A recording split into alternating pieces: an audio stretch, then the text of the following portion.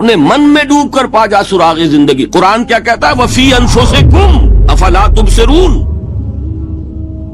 اور تیسری اہم ترین آیات کیا ہے؟ آیات قرآنیہ. ان تینوں میں گہرا ربط ہے. آیات آفاقی، آیات انفسی، آیات قرآنی. ان میں تدبر کے ذریعے، غور و فکر کے ذریعے انسان ایمان حاصل کرے. یہ ٹاپ کا ایمان ہے، یہ انٹلیکچوئلز کا ایمان ہے، یہ صدیقین کا ایمان ہے.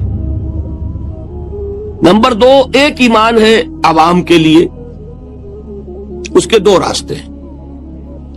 نمبر 1، صاحب یقین کی صحبت. جس کے اندر یہ ایمان پیدا ہو چکا ہو، آپ اس کے قریب رہیے.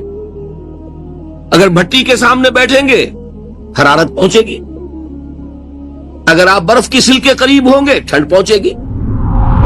صاحب ایمان کی صحبت اختیار کریں گے، ایمان سرایت کرے گا.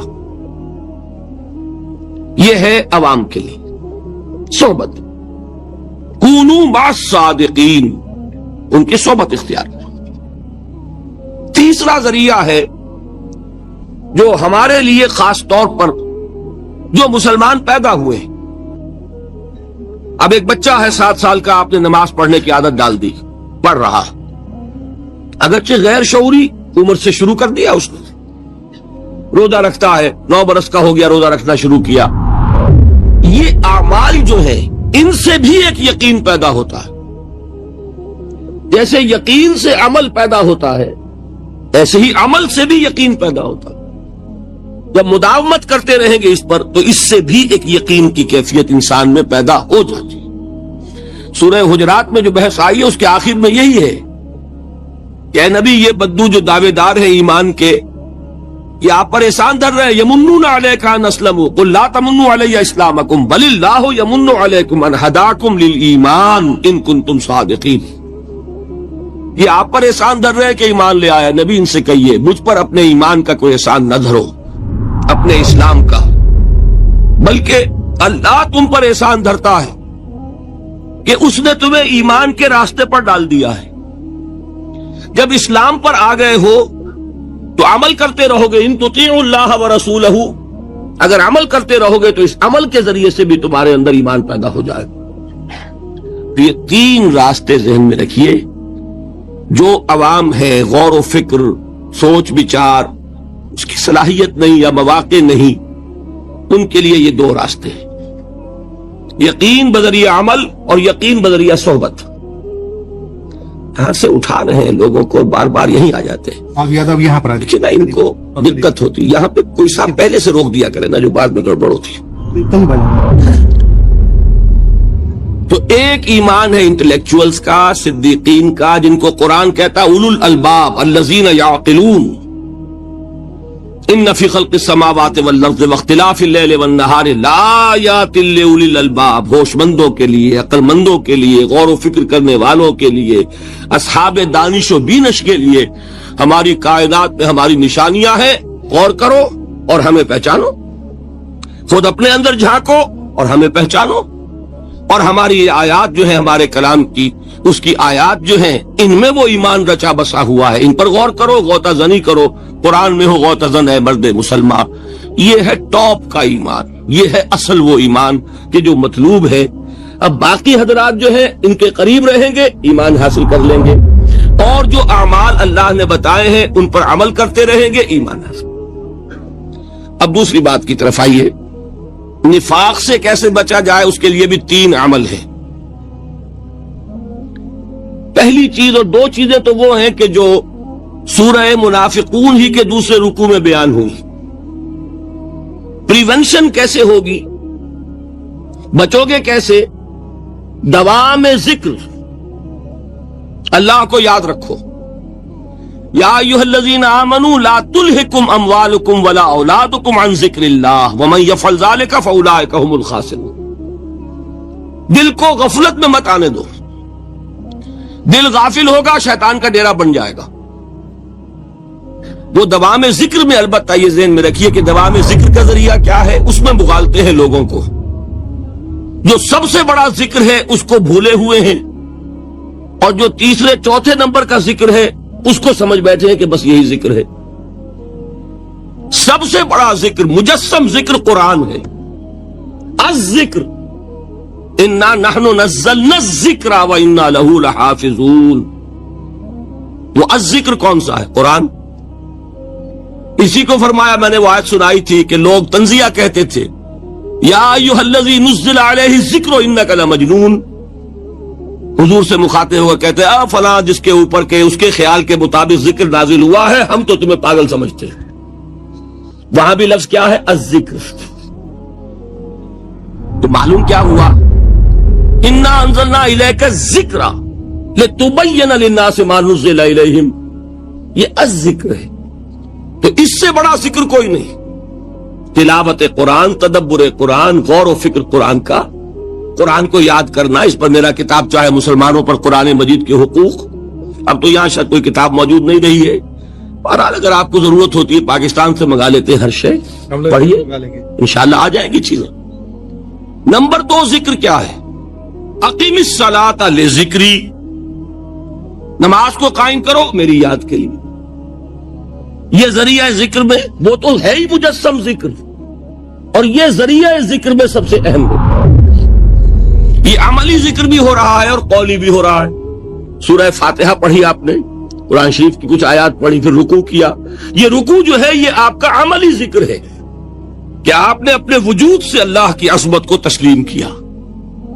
پھر آپ سجدے میں گرے، یہ آپ کا عملی ذکر ہے کہ اپنے وجود سے آپ نے اللہ کی عظمت کو اور تسلیم کیا. تیسری چیز ہے مسنون دعائیں اور مسنون اذکار جو حضور سے ثابت. ہمارے ہاں کیا ہو گیا؟ مجھے فلاں بزرگ نے یہ چیز بتائی ہے، وہ تو پڑھتے چلے جا رہے ہیں. نہ قرآن سے دلچسپی، نہ اذکار مسنونہ سے دلچسپی. ادعیہ معصورہ. آپ غور کریں گے کہ زندگی کے ہر عمل کے لیے حضور کی دعا موجود ہے. صبح اٹھے دعا ہے، آنکھ کھلتے ہی بیت الخلاء میں داخل ہونے لگے دعا ہے، نکلے دعا ہے، وضو کرنے بیٹھے دعا ہے، فارغ ہوئے دعا ہے، مسجد کے لیے گھر سے نکلے دعا ہے، مسجد میں داخل ہوئے دعا ہے. مسجد میں تو ہے ہی ذکر، نماز ہے، تلاوت ہے. باہر نکلے دعا ہے، گھر میں داخل ہونے لگے پھر دعا ہے. سواری پر سوار ہو رہے ہیں دعا ہے، اتر رہے ہیں دعا ہے، شیشہ دیکھ رہے ہیں دعا ہے، کپڑے پہن رہے ہیں دعا. زندگی کا کوئی عمل نہیں یہاں تک کہ جو تعلق زن و شو ہے، جس کو کہ خالص حیوانی بات سمجھا جائے گا، اس کے لیے بھی دعا ہے. غفلت میں وہ کام بھی نہیں کرتا. سمجھ رہے ہیں آپ؟ اب آپ غور کیجئے، اس میں کوئی اضافی وقت نہیں لگا، کوئی اضافی پوسچر اختیار نہیں کیا آپ نے، یوں بیٹھو، اس طرح بیٹھو، یوں کرو. کوئی آپ کا وقت اضافی نہیں لگا. جو کام کر رہے ہیں اور آپ اللہ کو یاد کر رہے ہیں، اور وہ اللہ کی یاد اس کام کی مناسبت سے ہے.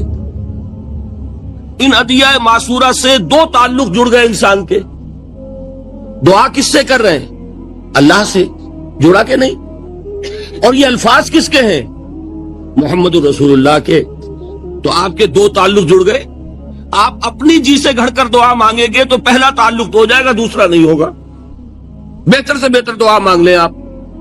لیکن حضور سے جو معصور اور مسنون الفاظ جب آپ زبان سے نکالتے ہیں تو آپ کا تعلق اللہ سے بھی ہوا بذریعہ دعا، اور وہ الفاظ چونکہ حضور کے ہیں صلی اللہ علیہ وسلم تو حضور کے ساتھ ہوا. یہ تیسرا درجہ ہے. چوتھے درجے میں میں مانتا ہوں کہ ایک ہوتی ہے خاص کسی شخص کے امراض کی تشخیص کرنے کے بعد تجویز.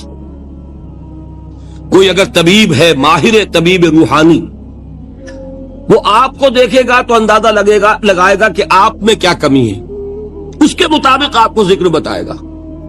بھئی فلاں آیت کا مراقبہ کیا کرو. کسی میں بزدلی ہوتی ہے، کسی میں مال کی محبت زیادہ ہوتی ہے، کسی میں توکل کی کمی ہے، کسی میں شہرت کی خواہش ہے، نمایاں ہونے کا جذبہ ہے، کسی میں تکبر ہے. سب کا ایک سا برس تو نہیں ہوتا نا. تو یہ در حقیقت اندھے کی لاٹھی سے نہیں چلنے والی بات. یہ تو ماہر کی کام ہے کہ وہ تجویز کرے کہ تمہارے لیے خاص طور پر ذکر یہ ہے، در حقیقت ہمارے جو یہ سلسلے تھے سلوک کے، یہ بڑے ماہر ہوتے تھے، یہ لوگ بڑے ماہر اطباء تھے. یہ جو علم نفسیات ہے اس کے ہمارے صوفیاء سے بڑھ کر کبھی کوئی عالم گزرا ہی نہیں دنیا میں. فرائیڈ کیا ہے اور ایڈلر کیا ہے اور یونگ کیا ہے، بچے ہیں. ہمارے صوفیاء کرام نے جس طرح انسان کی نفسیات کو سمجھا اور وہ ان کی مناسبت سے تجویز کرتے تھے. لیکن اس کو رکھا جائے گا چوتھے نمبر پر. جیسے مولانا احمد علی صاحب فرمایا کرتے تھے بھائی اس آیت کا مراقبہ کیا کرو. مراقبے کیا مانی؟ اب ان الفاظ کو بھی ہم نے خام خواہ کچھ خاص ایک شکل دے دی. مراقبہ کیا؟ توجہ کرنا، دھیان کرنا، خاص اس آیت کے اوپر، اس کے معانی پر اپنے ذہن کو جمانا. وہ کیوں ہے؟ تاکہ آپ کے اندر جو کمی ہے اس کی تلافی اس سے. لیکن یہ کہاں آئے گا؟ چوتھے نمبر پر. سمجھ گئے؟ تو نفاق سے بچنے کا ذریعہ پریونشن کیا ہے نفاق سے؟ دوام ذکر.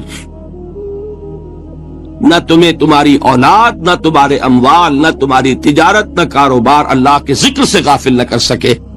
پنجابی میں کہتے ہیں کہ ہتھ کارول اور دل یارول. کام کر رہے ہیں آپ لیکن یہ کہ دل اللہ کے ساتھ لگا ہوا ہے، زبان تر ہے اللہ کی یاد سے. جو قرآن یاد ہے، گاڑی میں آپ بیٹھے جا رہے ہیں، 2 گھنٹے آپ کو کار میں لگانے ہیں، قرآن شریف پڑھتے جائیے. اس سے بڑا ذکر ہی کوئی نہیں. یہ ہے پریونشن. اب اگر مرض ہو جائے تو کیا ہو؟ اس کے لیے 2 چیزیں ضروری ہیں. ایک دیکھیے عجیب ہے، یہ نفاق کا علاج انفاق سے. صرف ایک الف لگانا. انفاق کے معنی اور ہے. یہ بنا ہے کس سے؟ نفقت الدراہم، پیسے ختم ہو گئے، مک گئے. یا نفق الفرس، گھوڑا مر گیا. تو مال کو کھپانا، لگانا اللہ کی راہ میں. اگر دل میں نفاق کی کوئی آلائش آئی ہے تو اس کا ازالہ ہوگا انفاق فی سبیل اللہ سے. مال اللہ کی راہ میں دیجئے، صدقہ کیجئے، خیرات کیجئے، دیجئے، اللہ کے دین میں لگائیے. جتنا لگائیں گے نفاق دھل جائے. اس لیے کہ اصل سبب نفاق کا ہے ہی حب دنیا، دنیا کی محبت. لہذا اس کا ازالہ ہوگا جو سب سے محبوب شے ہے، مال. انہ لحب الخیر لشدید. مال محبوب ترین ہے کہ نہیں؟